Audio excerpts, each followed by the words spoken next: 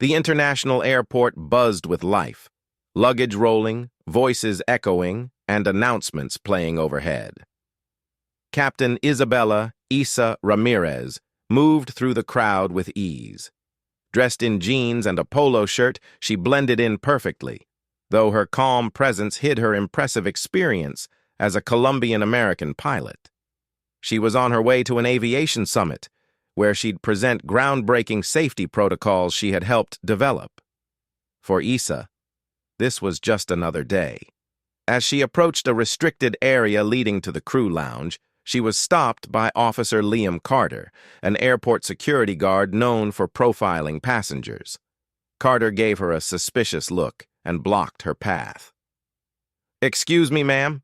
This area is off limits to passengers," he said. Isa smiled politely and showed her ID. "I'm a pilot, officer."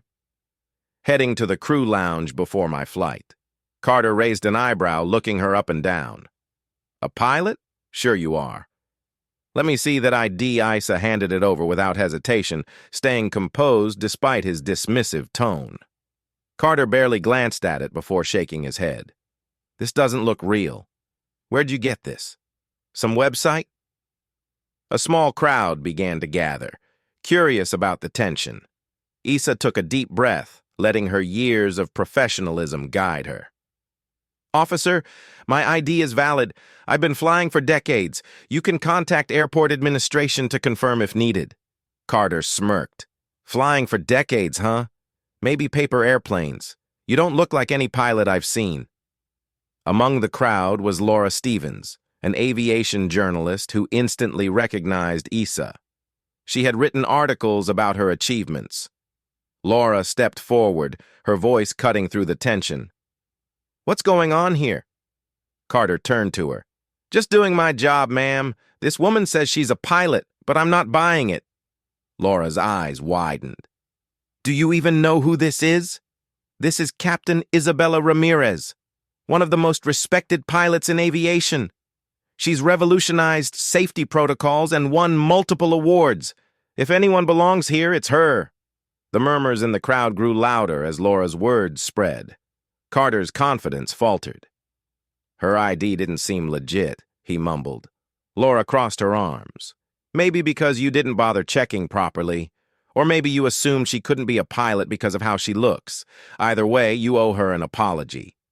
Before Carter could respond, the airport director, Martin Hayes, arrived, alerted by the commotion. He immediately recognized Isa.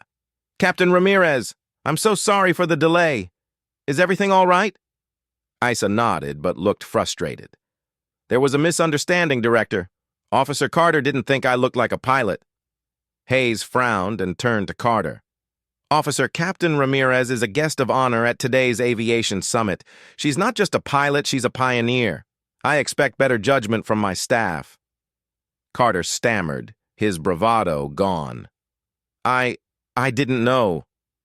"That's the problem," Laura interjected. "You didn't even try to find out."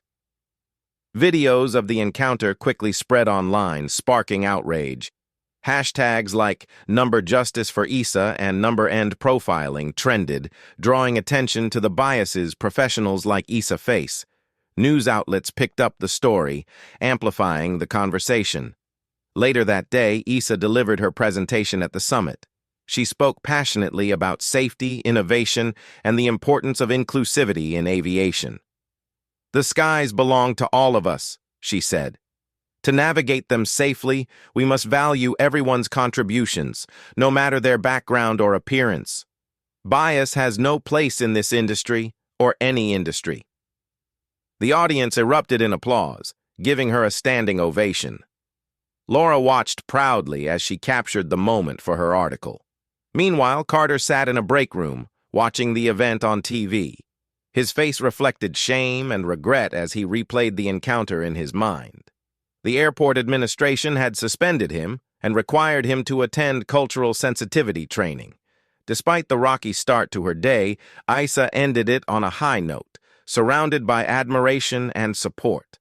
Her story became a symbol of resilience and a call for change, inspiring others to rise above challenges and break barriers.